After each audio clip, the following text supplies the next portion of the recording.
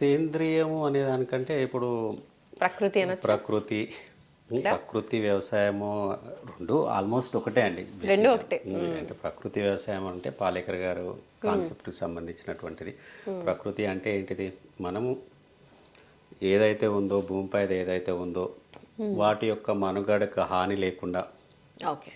ప్రకృతిలో ఉండేటువంటి యొక్క వనరులకు హాని లేకుండా సహజ సిద్ధంగా వాటి నుంచి వచ్చేటువంటి యొక్క ఆహారాన్ని తీసుకోవడమే ప్రకృతి.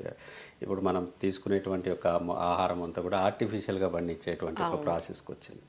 దీనివల్ల ఎన్నో రకాలైనటువంటి యొక్క జీవాల యొక్క మనుగడకే ప్రశ్నార్థకంగా మారిపోయింది. అది మనకు కూడా హానికరంగానే ఉంది.